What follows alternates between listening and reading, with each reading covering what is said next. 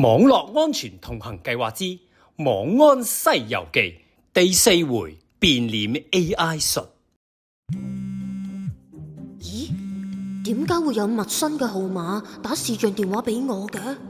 平時識得嘅人啊，都會直接傳 WhatsApp 信息啦。我諗都係唔接啦。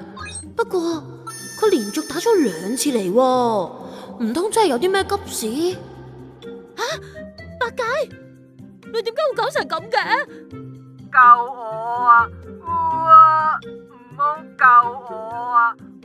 我俾人綁架咗啊！佢哋要50萬贖金啊！如果唔係，佢哋就斬我對豬手落嚟啊！等陣，呢一次嘅視像通話，雖然個樣同埋把聲真係好似八戒，但係佢對眼好似有啲呆滯咁啊！而且佢講嘢嘅口吻仲要咁生硬，個背景又靜到咁唔自然喎，成件事好似怪怪地嘅。冇，你仲諗乜啊？快啲過錢啦！佢哋攞住把刀喺我前面啊！咁大鑊，八戒，你要頂住啊！我一時之間都冇咁多現金喺手。係啦，上星期六咧，我哋咪一齊去買咗嗰樣嘢咧，送到嚟未啊？嗱，如果送到，我唔要啲貨，退翻錢啦，咁就可以湊夠錢俾你咯。未送到啊！你快啲想下辦法過咗錢俾佢哋先啦，佢哋就嚟打死我啦！未送到啊！我哋兩個上個星期根本都冇見過面，你想呃我？翻去修煉多500年先啊！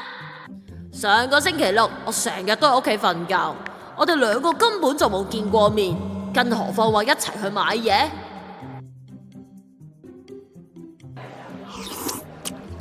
喂，唔好搵我做乜啦？我食緊放題啊！哇，條花膠好正啊！唉，八戒，你個人平安就最好啦。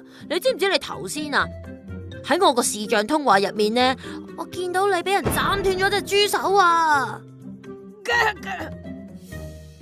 咩話？連我咁靚仔嘅樣都有人冒充，連聲音都一模一樣。而家 AI 人工智能科技真係太恐怖啦！而家嘅騙徒可以唔出街，淨係識用 AI。以後你哋接到陌生人電話，打死都唔好隨便信啊！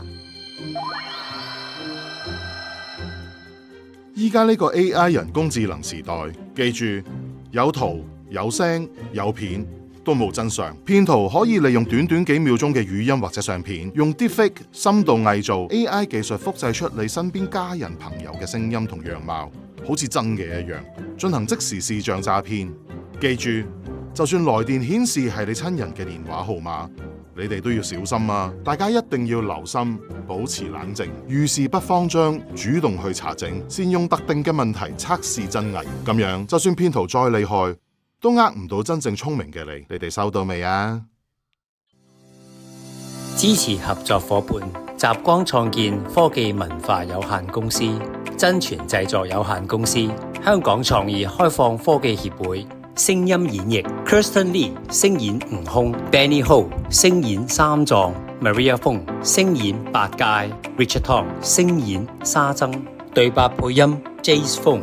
合辦機構資訊科技教育領袖協會、香港互聯網協會、專業資訊保安協會、香港失明人協進會、香港聾人福利促進會、香港復康會。